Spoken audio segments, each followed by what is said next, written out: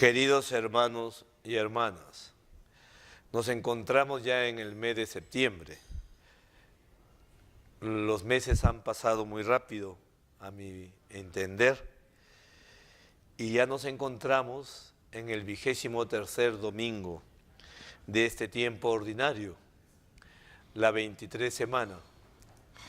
Y para esta oportunidad, la liturgia de este domingo nos ha preparado 3 textos que expresan una enseñanza y que esta viene de alguna manera confirmada y muy claramente expresada en el texto evangélico de San Mateo, cuando Jesús les dice a sus discípulos: si tu hermano peca, repréndelo a solas entre los dos, y si te hace caso, has salvado a tu hermano. Si no te hace caso, llama a otro o a otros dos, para que todo el asunto quede confirmado por boca de 2 o 3 testigos. Si no les hace caso, díganlo a la comunidad. Y si tampoco hace caso a la comunidad, considérenlo un gentil o un publicano. Bueno, este texto, como decía, que es la expresión o la consumación de la primera lectura y de la segunda, nos habla sobre lo que nosotros conocemos, la corrección fraterna. Esa ayuda al hermano cuando él está errado, se ha equivocado, o como nosotros decimos, anda por malos caminos. El texto de la primera lectura, que ha sido tomado del profeta Ezequiel, también viene a corroborar lo mismo, quizá de otra manera, pero es lo mismo, y habla más sobre la responsabilidad que el hermano que observa que su hermano está equivocado debe hacer esa corrección fraterna. Y dice así el texto del capítulo 33, los versículos 7 al 9 del profeta Ezequiel.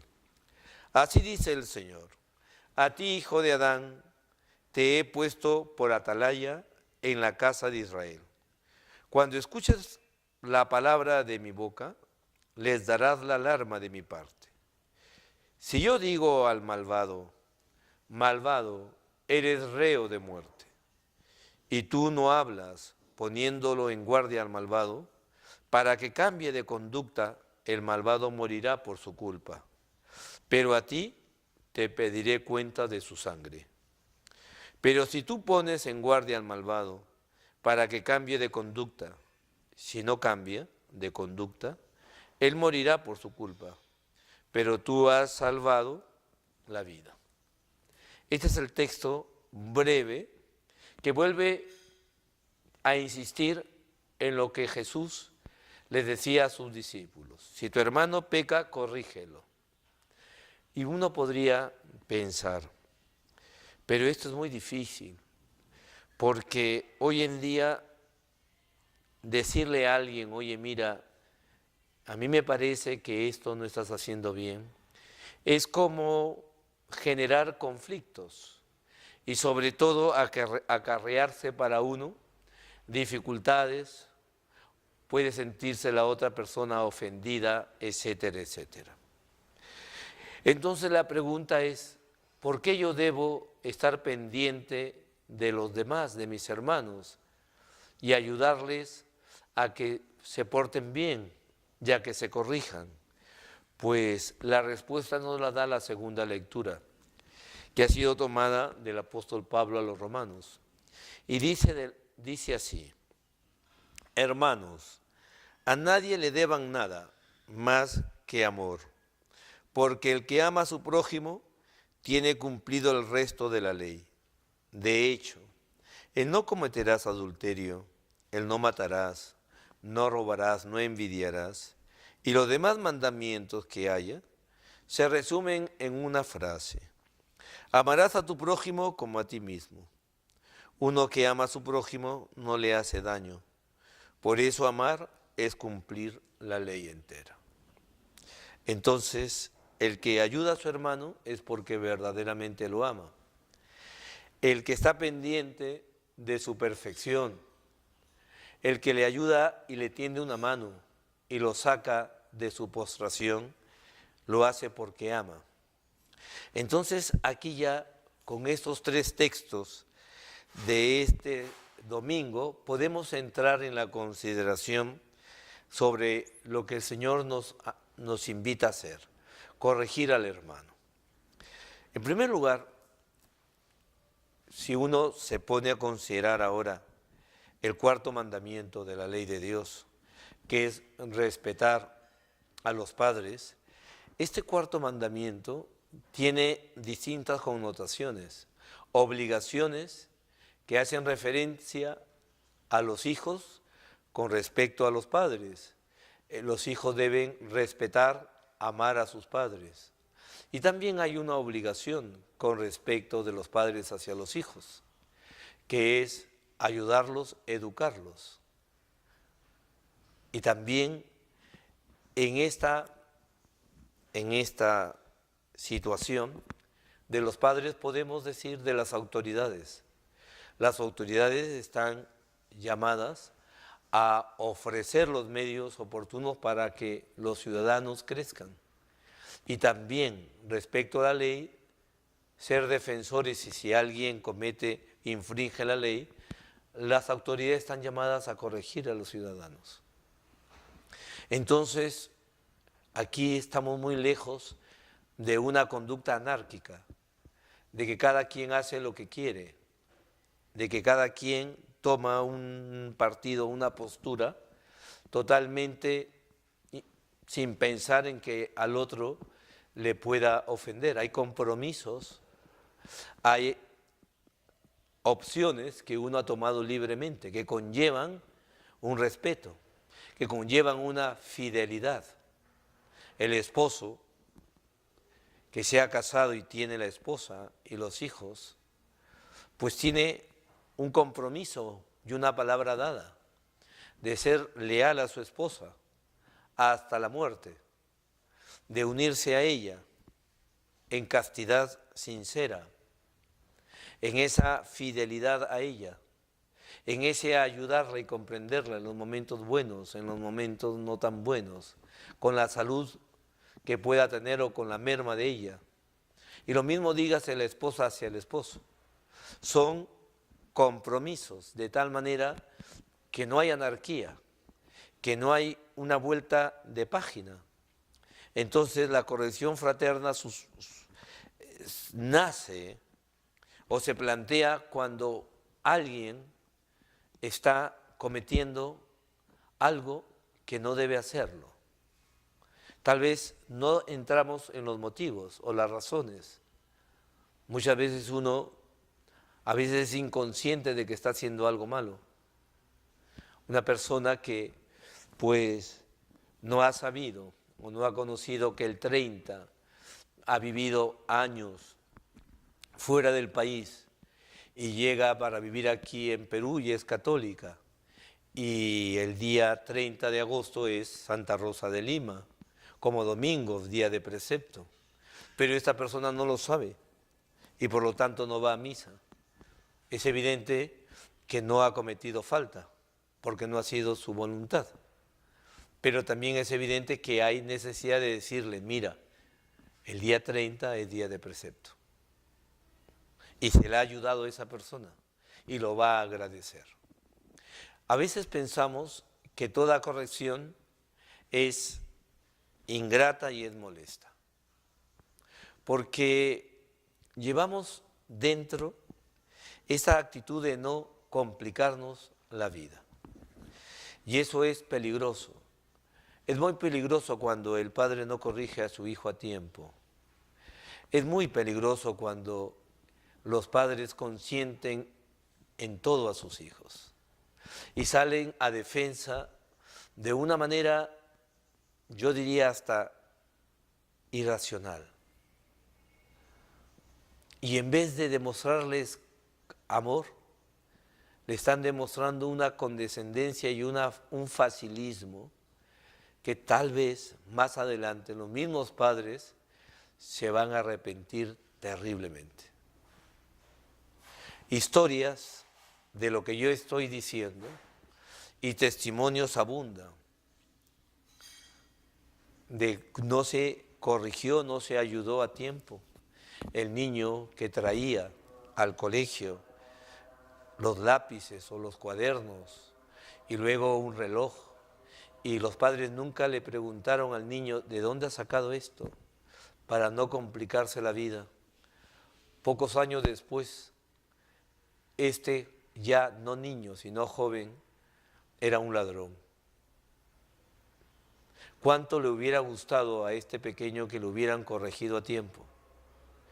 Y cuando los padres hablaron, y cuando los padres le criticaron, ya no corrigieron, sino le dijeron, lo denunciaron, porque ya era totalmente escandaloso o estaba a punto de irse a la cárcel.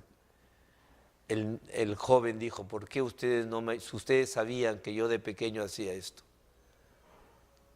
¿Por qué no me corrigieron? Por eso el Señor en la primera lectura es muy clara. Si yo digo al malvado, malvado eres reo de muerte. Y si tú no hablas poniéndolo en guardia, el malvado, para que cambie de conducta, el malvado morirá por su culpa, pero a ti te pediré cuenta de su sangre. A ti te pediré cuentas porque tú no has sido un buen samaritano para él, porque te callaste, porque cerraste los ojos, porque te echaste cerilla a los oídos, porque no quisiste complicarte la vida, porque tuviste miedo de que ciertos intereses estuvieran en cuestión. Y a veces, ¿cuánto se manipula el temor si ya el hijo o la hija aporta en la casa y da un cierto dinero, una cierta remuneración, y empieza a tener actitudes totalmente contrarias al buen sentido común? El temor de que si le dice algo, la persona, el hijo o la hija, pueda montar en cólera y retirar la ayuda. Como este caso que hablo, podríamos decir innumerables casos más, en el que, repito, los padres tienen que pedir una gran ayuda porque el amor, lo que dice la segunda lectura, a nadie le deban nada más que amor, porque el que ama a su prójimo tiene cumplido el resto de la ley. Porque amar a tu prójimo como a ti mismo. Uno que ama a su prójimo no le hace daño, porque amar es cumplir la ley entera.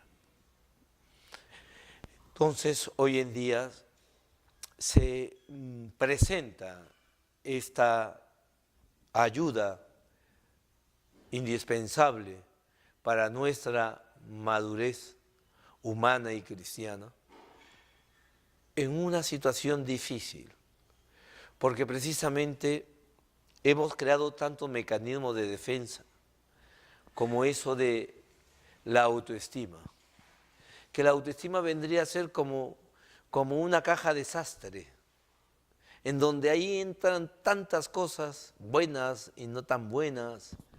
Es verdad que uno tiene que quererse a sí mismo y tiene que tener una estima de sí mismo ponderada, sana, no exagerada ni por un lado ni por otro.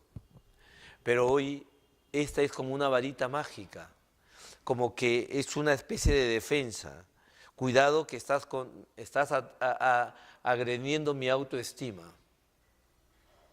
Y uno podría hasta denunciar a una persona por ese acto que se convertiría en delito.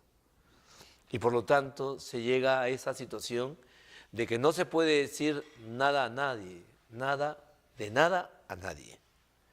Opciones, situaciones, hoy en día se ha llegado a tal nivel, pero a tal nivel, que uno puede estar viendo una cosa que objetivamente es terrible y mala, y la ley sale en defensa de la supuesta autoestima, y no se puede hacer absolutamente nada. Los padres no pueden corregir a sus hijos porque estarían infringiendo en un delito. ¿Cómo se ha ido avanzando en que el egoísmo del corazón humano haya tomado proporciones monstruosas, de tal manera que podría hacer lo que quiera una persona hasta quitarse la vida, y la otra persona impávidamente no le puede decir absolutamente nada porque estaría infringiendo o agrediendo su intimidad. Otra palabra mágica: intimidad. Mi intimidad, mi privacidad. Yo soy dueño de mi cuerpo, yo soy dueño de mi tiempo, yo soy dueño de lo que sea. Totalmente, totalmente, totalmente. Entonces, simplemente es cerrar la boca, callarse y, bueno, los que somos creyentes, rezar. ¿Pero será cierto eso? ¿Será verdad que así es? Y entonces, ¿dónde dejamos el mandamiento del Señor? O sea, ¿para qué etapa de la humanidad el Señor ha dicho esto? Esto no nos sentimos destinatarios, esto no lo ha dicho para nosotros. Lo vuelvo a leer. En aquel tiempo dijo Jesús a sus discípulos: si tu hermano peca, repréndelo, a solas entre los dos. A solas, no cuando, porque hay también la pseudo corrección fraterna. Hay la falsa corrección fraterna, aquella falsa corrección en el que el padre de familia se quiere envalentonar, o otra persona, o un muchacho, o un compañero, un colega del trabajo, y entonces se toma unos cuantos tragos, más que de cuantos, y en una actitud totalmente ebria le dice o lo agrede o lo ofende o le pega a la persona. Y luego cuando ya pasó dice: perdóname porque he estado en trago, se me pasaron los tragos. Pues eso no es la corrección fraterna. El Señor dice: si tu hermano peca, repréndelo a solas entre los dos. Si te hace caso, has salvado a tu hermano. Si no te hace caso, llama a otro o a otros dos, para que todo el asunto quede confirmado por boca de 2 o 3 testigos. Hay una manera, la corrección no brota porque a mí me fastidia lo que el otro hace, sino porque el otro está en una situación crítica que necesita ser ayudado, objetivamente. No es tanto porque a mí me molesta. Y a veces siempre corregimos porque a mí me fastidia. Hay algo que a mí me fastidia, me molesta, y por lo tanto lo hago. ¿Me molesta tal cosa? Bueno, entonces inmediatamente saco también la parte mía, mi libertad o mi intimidad, y hago. ¿Cuántas veces en los hogares se suceden tantos conflictos por los egoísmos que se quieren, que están luchando la autonomía o están luchando el territorio? El joven que no le importa nada, simplemente ver su partido, y pone a todo volumen el partido mientras que la mamá o la abuelita está enferma con un dolor de cabeza terrible. Y entonces no le puede decir nada al adolescente porque está jugando su equipo favorito. Y si alguien le dice algo, monta en cólera de una manera terrible. Y le da un portazo a la puerta y sale. Porque está enojado, está caliente. No le han tenido que decir nada, absolutamente nada. Y así podríamos seguir diciendo más cosas. De la chica que llega tarde y se le dice: ¿dónde estás? La respuesta: ya a ustedes qué les importa. Y podríamos seguir así. Y empieza la mentira a ser la moneda corriente para evitarse problemas mayores. Entonces, el Señor nos ha hablado de la corrección fraterna. Si tu hermano peca, corrígelo aparte. Llama a otros 2. Pero luego dice: les aseguro que todo lo que aten en la tierra quedará atado en el cielo, y todo lo que desaten en la tierra quedará desatado en el cielo. Les aseguro además que si 2 de ustedes se ponen de acuerdo en la tierra para pedir algo, se lo dará mi Padre del cielo. Porque donde 2 o 3 estén reunidos en mi nombre, yo estoy en medio de ellos. Qué importante es la corrección fraterna con la oración. Qué importante es la preocupación por los demás a partir de la oración. Señor, que me escuche esta persona. Señor, le voy a decir esto: hoy día voy a hacer ayuno. Señor, hoy día voy a comer de esto que me gusta, voy a comer menos, como una ofrenda grata a ti. Señor, ponme las palabras precisas en mi boca, Señor, que hables tú por mí.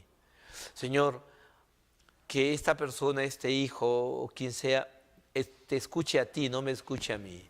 Y uno no va con la actitud del soberbio. Oye, ven, siéntate acá que yo te voy a dar una cátedra. No, no es así. Somos servidores. Somos servidores. El que quiera ser mayor, dice Jesús, que sea el servidor de todos, el esclavo de todos. El que hace la corrección es un servidor. Le lava los pies al hermano, se arrodilla ante el hermano, no le está encarando, no le está ofendiendo. ¿Qué diferencia hay de una llamada corrección fraterna con el Espíritu de Cristo a una mal llamada corrección fraterna inspirada en la soberbia del corazón humano? No tiene nada que ver las dos cosas. No tiene nada que ver. Si la persona simplemente le critica al hermano porque le molesta su forma de ser, eso no es corrección fraterna. Tenemos que saber llevar las cargas uno de otros.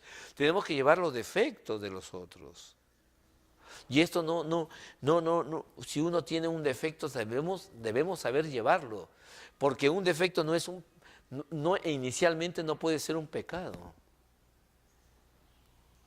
El pecado es cuando se ofende a Dios y la misma persona se ofende a sí misma. Entonces, a veces más miramos los defectos de los demás, lo que nos fastidia, lo que nos molesta, o que simplemente entramos en competencias. Si esta persona ha logrado este cargo, yo me entristezco y le digo, no puede ser, ha sido injusto conmigo, ese cargo era para mí. ¿Cuántas cosas, pero cuántas cosas de este estilo? Ha llegado la palabra a nosotros. Y yo quisiera terminar precisamente teniendo en cuenta la segunda carta, perdón, la segunda lectura. A nadie le deban nada más que amor, porque el que ama a su prójimo tiene cumplido el resto de la ley. A nadie le deban nada más que amor. Amar desinteresadamente y, como decía Santa Teresa de Calcuta, amar hasta que nos duela. Pues le pedimos al Señor, ahora es tiempo de reflexión.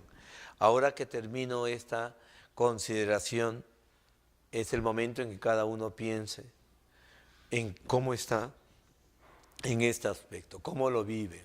Y a otra cosa más, la pregunta sería, ¿qué es lo que más cuesta? ¿Hacer una corrección o recibirla? A veces yo he pensado que más cuesta hacerla que recibirla. Las experiencias que yo he tenido de las correcciones fraternas que me han hecho a lo largo de mi vida, siempre me han sabido tan bien. Y he rezado por esa persona y he dicho, pobre hermano mío, ¿no? Lo que le ha costado, qué valor, cómo ha demostrado el aprecio que me tiene, ayudándome a corregirme. Y cuando yo he tenido que hacer una corrección fraterna, a veces la tentación me ha asaltado de decir, ojalá que otro la haga y no yo, para no complicarme la vida. Muchas veces cuesta más hacerla que recibirla. Vamos a pedirle al Señor que nos ayude a todos. Y en esta actitud de la caridad auténtica. Nadie tiene amor más grande que el que da la vida por sus amigos. Dios me los bendiga a todos. Y no se olviden que estamos en la marcha por la vida y que es un momento muy importante de salir a las calles para defender el regalo que Dios nos ha hecho, la vida humana. Y la bendición de Dios Todopoderoso, Padre, Hijo y Espíritu Santo, descienda sobre ustedes y permanezca para siempre. Hasta la próxima semana, Dios mediante.